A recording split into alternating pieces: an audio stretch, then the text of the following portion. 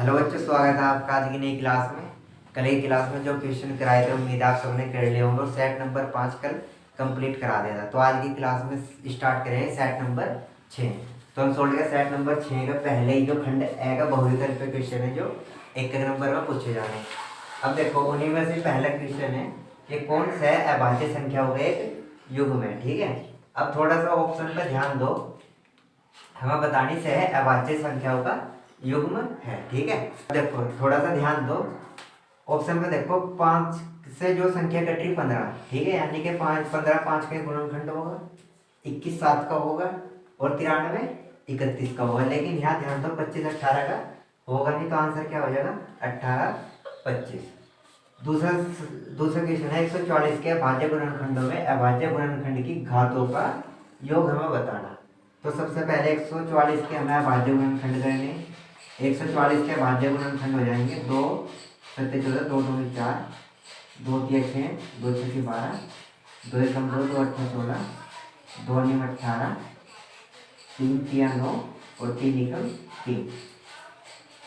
जो 2 है वो कितनी बार है 1 2 3 4, यानी कि 2 की पावर हो जाएगी 4 और 3 की पावर कितनी है 2। इनकी घातों का सम कितना हो जाएगा 4 2 6। ठीक है, बहुत आसान है। 1 नंबर का क्वेश्चन है।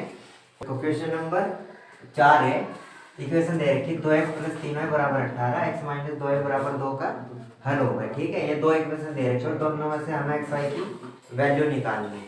तो पहली इक्वेशन है हमारे पास में 2x + 3y = 18 और दूसरी इक्वेशन है x - 2y।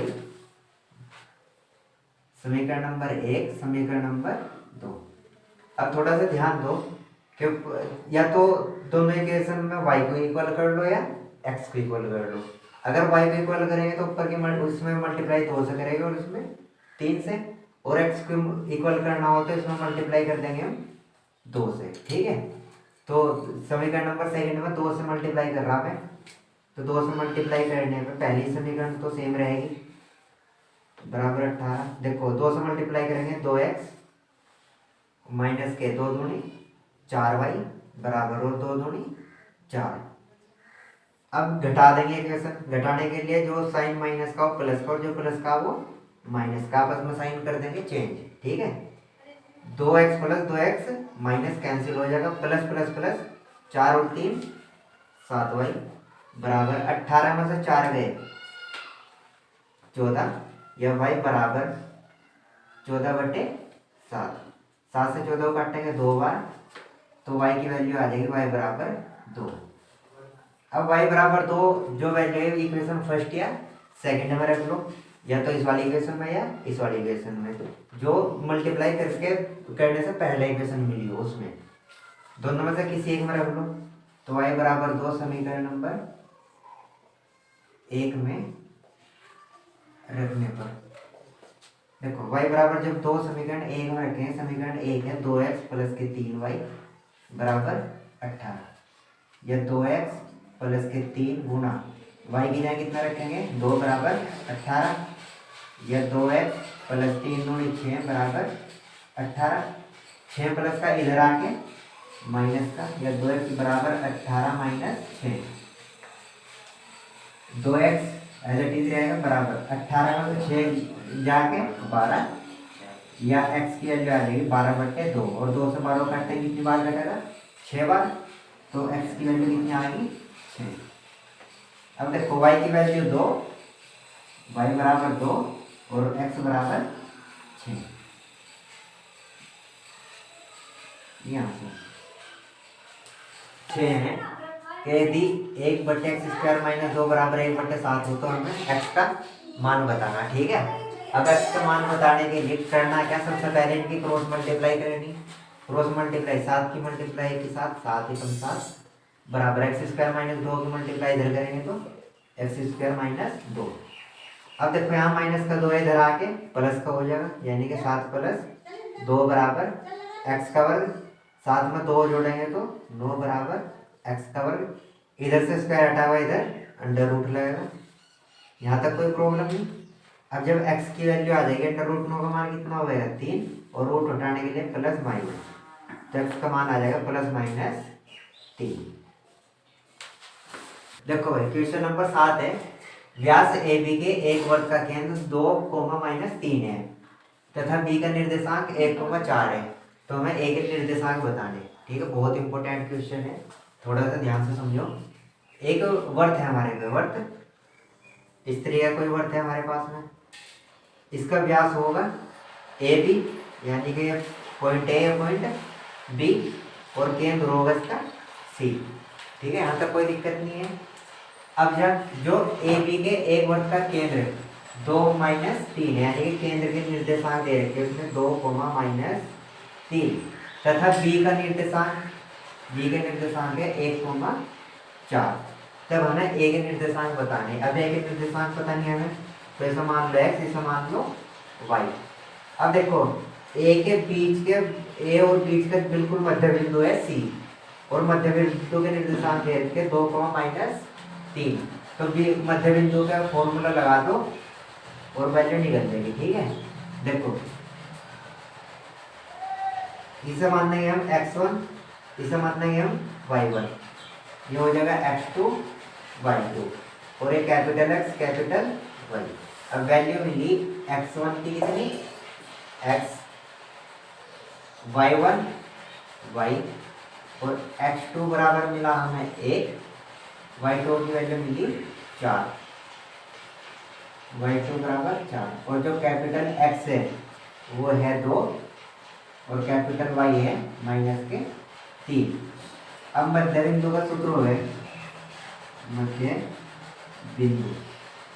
मध्य बिंदु के लिए हुआ फॉर्मूला x × y बराबर x1 + x2 बटे 2 × y1 + y2 बटे 2,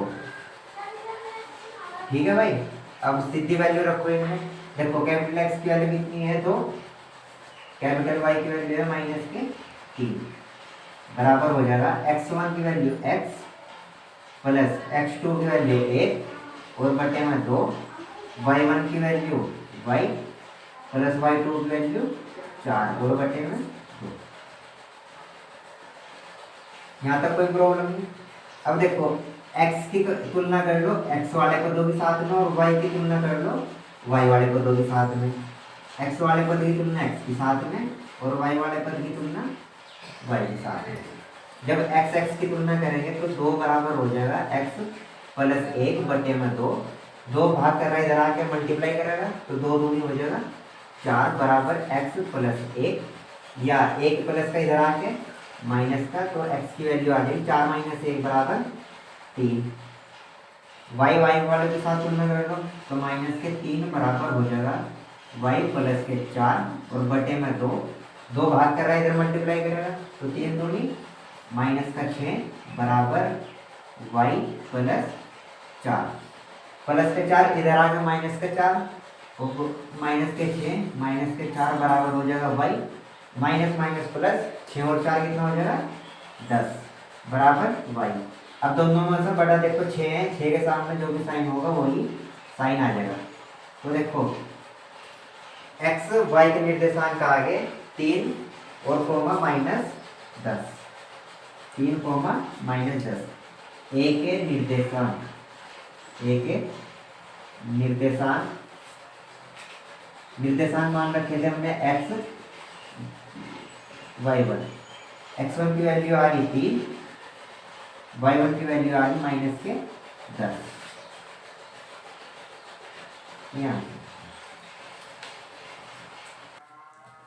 अगले क्वेश्चन है क्वेश्चन नंबर 8 कि 3x² - 12x + k बराबर 0 है। तो हमें इसके मूल बराबर है, ठीक है, मूल बराबर है तो k का मान बताना, ठीक है।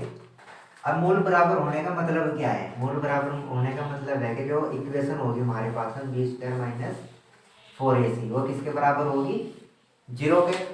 अब ये 0 के बराबर होगी तो यहाँ से हमें इक्वेशन में से a b और c की वैल्यू निकाल लेनी, और वो वैल्यू इस वाली इक्वेशन में रख के हम c की उसके k का मान निकाल लेंगे, ठीक है।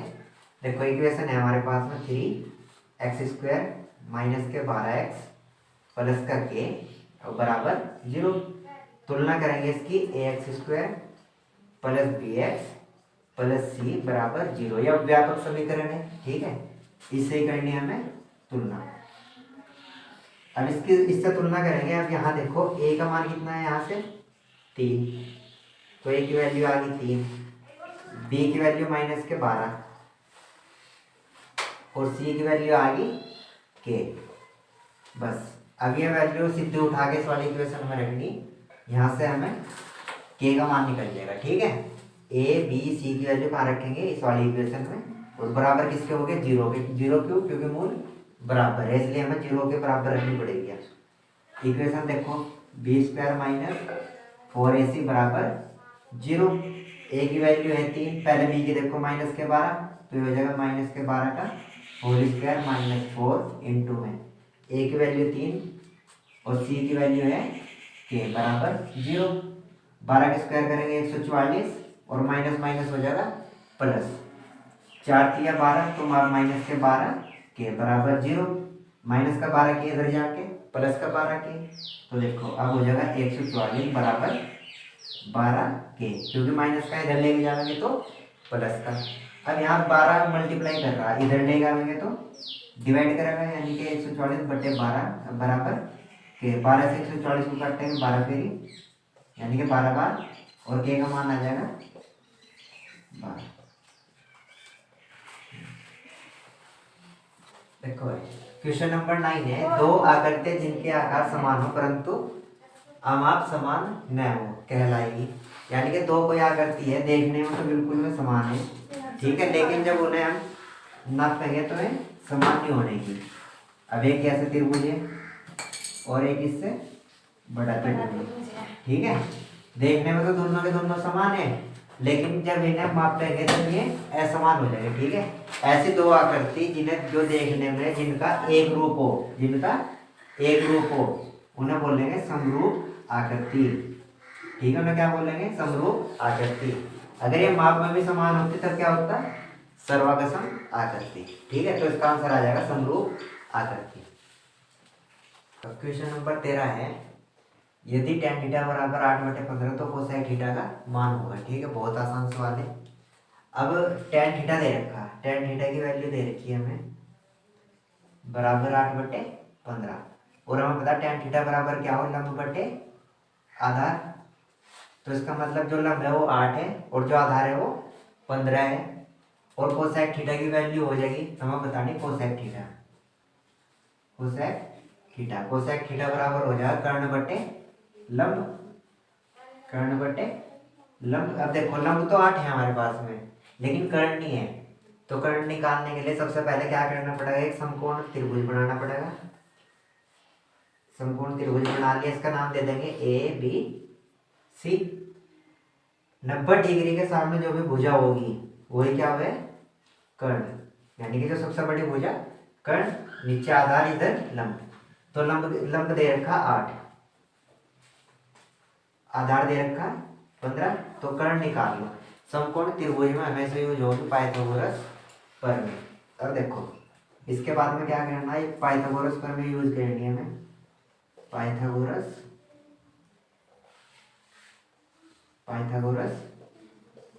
प्रमेय से, पाइथागोरस प्रमेय यानी कर्ण का स्क्वायर बराबर होगा लंब का स्क्वायर प्लस आधार का स्क्वायर।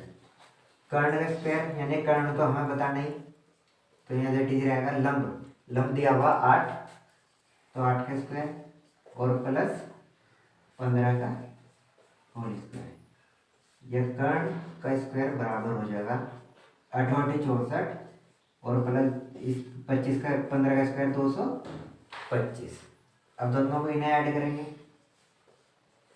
एक कर्ण का स्क्वायर बराबर 5 × 4 = 9, 6 और 2 8 और 2, ठीक है, यह कर्ण का स्क्वायर बराबर हो जाएगा 289 है 17 का स्क्वायर, ठीक है, स्क्वायर से स्क्वायर कैंसिल हो जाएगा, तो कर्ण की वैल्यू आ गई हमारे पास में 17।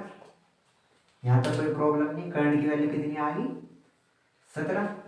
अब कर्ण भी मिल गया हमें, जो कि आया 17।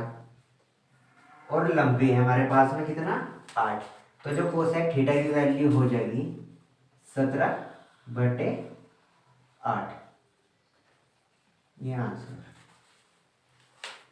नंबर 14 है, यदि 2 cos 3 थीटा बराबर 1 है तो हमें थीटा का मान बताना। ठीक है, बहुत ही आसान सवाल है, करना कुछ नहीं इस क्वेश्चन में। 2 cos 3 थीटा बराबर कितना 1। अब 2 इधर मल्टीप्लाई कर रहा है, इधर लेते जाओ, डिवाइड करेगा तो cos 3 थीटा बराबर हो जाएगा 1/2। सिंपल मान रखने देना 1/2 का। cos 3 थीटा बराबर 1/2 हो cos 60 डिग्री। ठीक है, जो कि 1 cos 60 डिग्री का मान कितना हो 1/2। तो 1/2 की जगह आ जाए cos 60, cos से cos हटेगा तो 3 थीटा बराबर कितना 60। 3 मल्टीप्लाई कर रहा है इधर आके, डिवाइड करेगा तो 3 2 6, 0 की 0, यानी कि थीटा की वैल्यू आ जाएगी कितनी 20 डिग्री। बहुत ही आसान सवाल था, ये आंसर हमारा। ये तो क्लास में आज के लिए इतना ही। अगर वीडियो अच्छी लगे हो तो प्लीज़ लाइक करें, शेयर करें और चैनल को सब्सक्राइब करें। Thank you.